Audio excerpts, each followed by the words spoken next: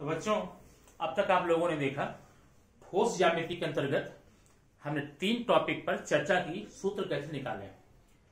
पहला था घनाभ, उसका एक और नाम क्या बताया, लंब आयताकार बेलन। दूसरा था समघन और तीसरा था कौन सा, बेलन।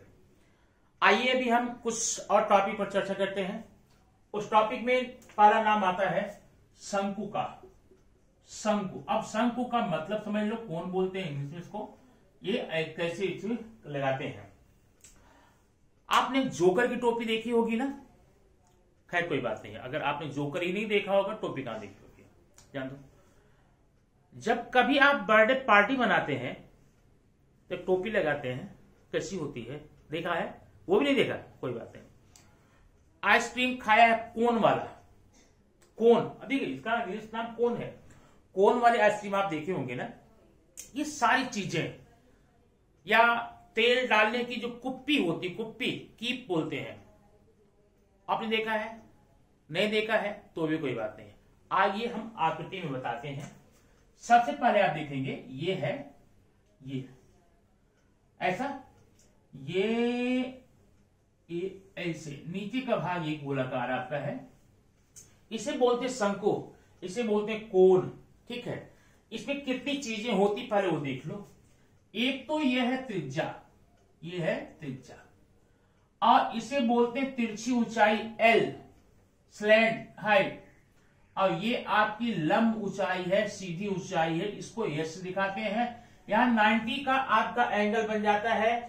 जब 90 का एंगल बन जाता है, सबसे पहले जान दो, छोटी बात देख लो, इसमें त्रिभुज आपका बन गया है ना।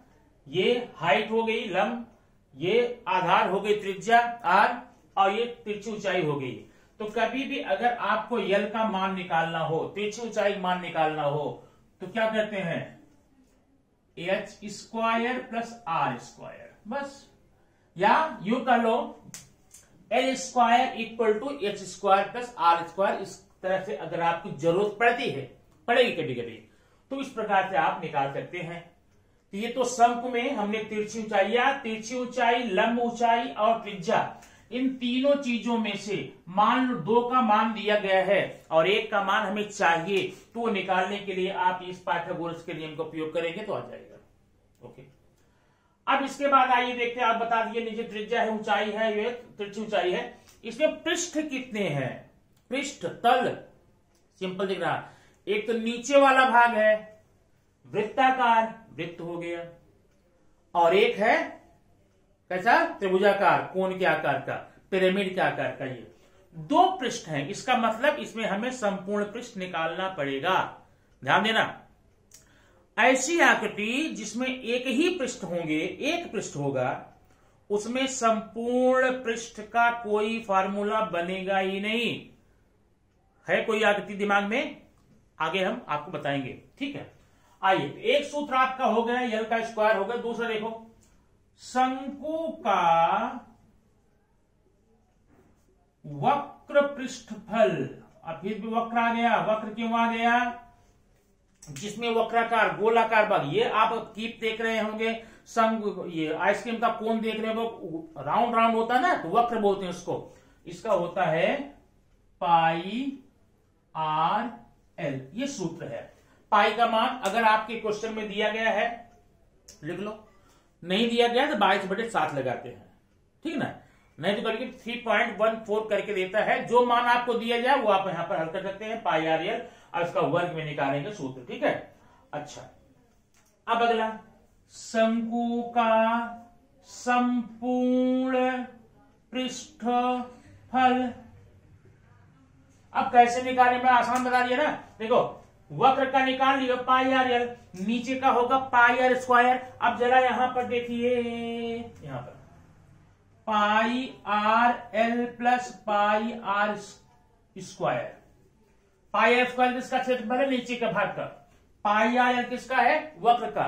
इसको जोड़ा तो इसमें हमें पाई और आर कॉमन मिलेगा, ठीक ना, बचेगा एल प्लस आर। ये सूत्र होगा संपूर्ण पृष्ठफल का, पाई आर कोष्टक में L plus R, L plus R. एक बात अब बता दूं, अगर आपको कहीं पर मैंने L प्लस आर बताया है और आपको कभी पर R प्लस L मिल जाता है, कोई प्रॉब्लम नहीं, ये चलता है इसमें ना, क्योंकि जोड़ में गुणा में क्रम विनिमेय का माने क्रम को हम चेंज कर सकते हैं, ये संख्याओं की विशेषता गुणधर्म में आता है। ठीक है, तो 3 सूत्र हमारे हो गए, ये 2 सूत्र हो गए हैं, क्या क्या, शंकु का 3 सूत्र हो गए ना, शंकु की तिरछी ऊंचाई का सूत्र है, शंकु का वक्र पृष्ठफल का सूत्र है और शंकु के संपूर्ण पृष्ठफल का सूत्र है।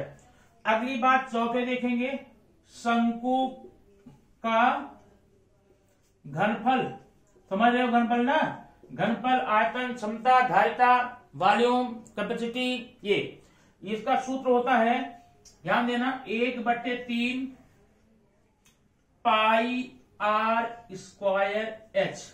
यही 4 सूत्र के द्वारा हम शंकु से संबंधित किसी भी क्वेश्चन को हल कर सकते हैं। ठीक है, तो आपने शंकु का देख लिया।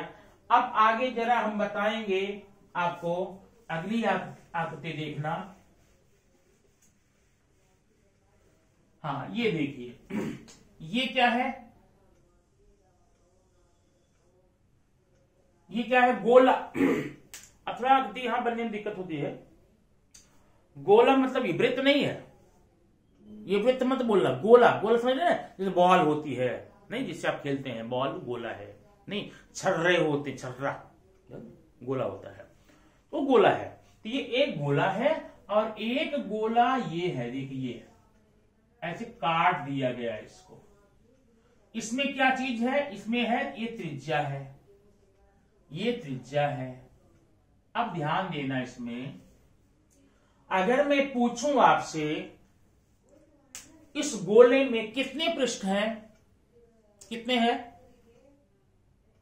एक ही ना, किधर घुमाइए, पृष्ठ एक ही है, इसका मतलब इसमें संपूर्ण पृष्ठफल नाम का कोई भी फार्मूला नहीं बनेगा, इसका सिर्फ वक्र पृष्ठफल बनेगा या पृष्ठफल बनेगा। ध्यान देना, पहली आकृति है, वक्र पृष्ठफल बोले या पृष्ठफल बोले, या कभी कभार कोई बोल ही दी भाई संपूर्ण पृष्ठफल निकालो ना, तब भी आप वही निकालेंगे।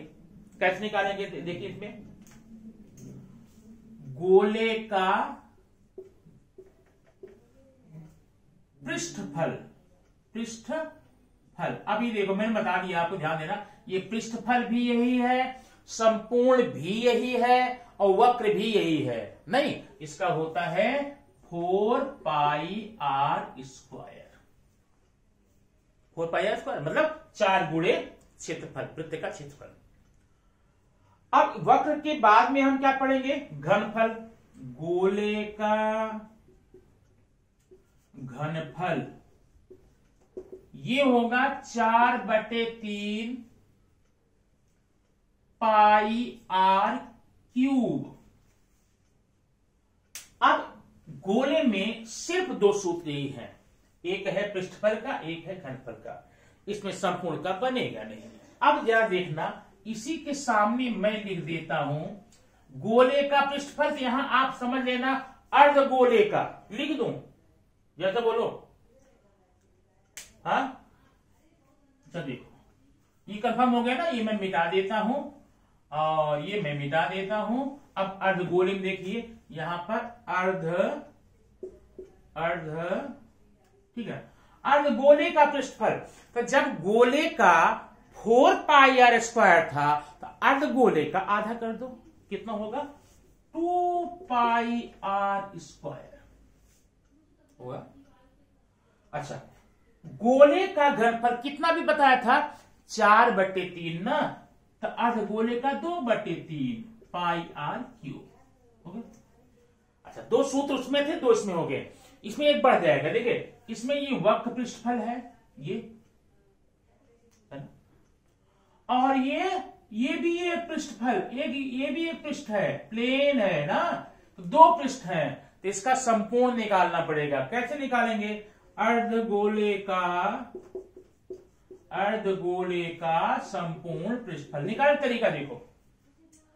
अर्धगोले का पृष्ठफल कितना है, 2 पाई आर, देखो 2 पाई आर, इसका निकाल 2 pi square, 2 pi R square. अब ऊपर वाले का कितना होगा, वृत्त है तो पाई आर स्क्वायर होगा ना, पाई आर स्क्वायर। कितना हो गया?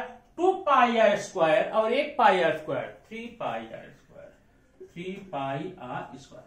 ये 3 सूत्र आपके हो गए अर्धगोले में। ध्यान देना, गोले में केवल 2, अर्धगोले में 3 हो गए। ठीक है, अब इसके बाद आइए हम वृत्त से ही संबंधित कुछ बातें और यहां पर करेंगे। वो कैसे है जरा ध्यान देना। तो वृत्त संबंधी सारी बातें आपकी कंफर्म हो जाएंगी। अब जरा ध्यान देना, यह एक वृत्त है, ध्यान देना, ये एक वृत्त है। ये केंद्र है O और ये है त्रिज्या, ये है त्रिज्या। अब ध्यान ये देना, ये वाला जो भाग है, ये वाला देख रहे हैं ना, इसको हम बोलते हैं द्वित्रिज्य। क्या बोलते हैं? सेक्टर, द्वित्रिज्य। तो द्वित्रिज्य क्यों बोलेंगे? क्योंकि एक त्रिज्या ये, एक त्रिज्या, मतलब 2 त्रिज्याओं से घिरी हुई आकृति है। तो हम द्वित्रिज्य का देख रहे हैं ना। अब निकालेंगे द्वित्रिज्य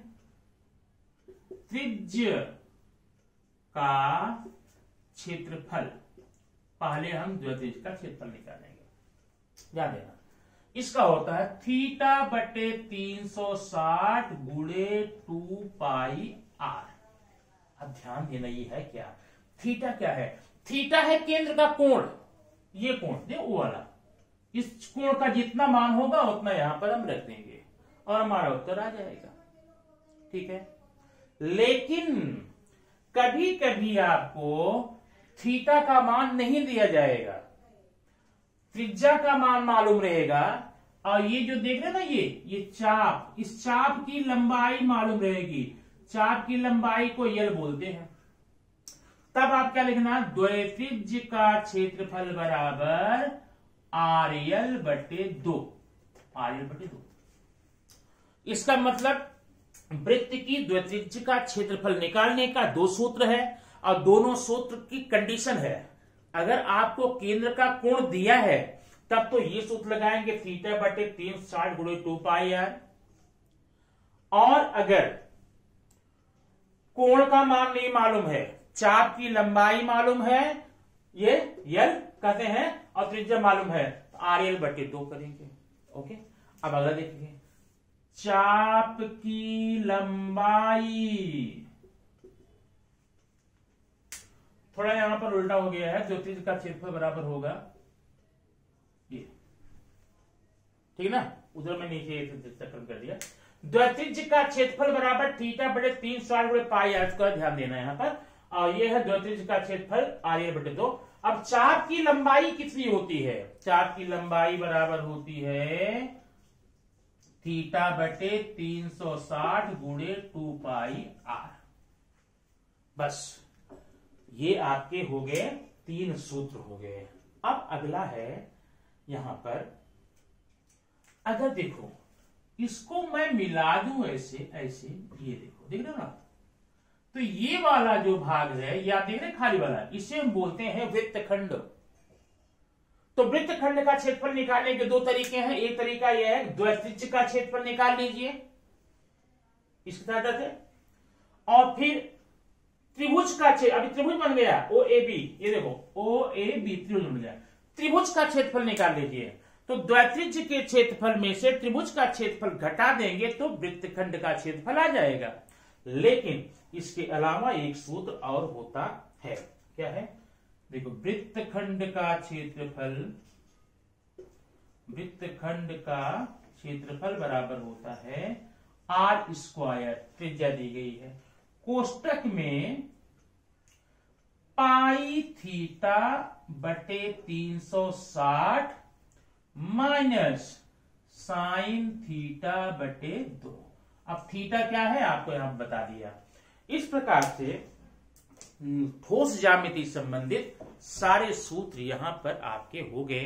ठीक है, अब ये सूत्र के बाद हम क्या करेंगे, अब अगले वीडियो में आपको यदि ये चैप्टर आपके 9th में भी है 10th में भी है, ठीक ना, 9th और 10th दोनों की टेक्स्ट बुक से कुछ प्रश्नों को हल करके दिए जाएंगे, बताए जाएंगे इस संबंधित। और उसके बाद जो आपको नहीं आएंगे आपका कमेंट आप मुझे करेंगे, कमेंट के बाद मैं आपको इसको कंफर्म करूंगा। ओके, चलिए आप रेडी हो जाइए अपने मैथ्स के चैप्टर को, जो क्वेश्चन दिए गए उसको पढ़ने के लिए, लेकिन उसके पहले सूत्र को कंफर्म करना होगा। Okay, thank you. Next video में हम फिर मिलेंगे प्रश्नों के साथ।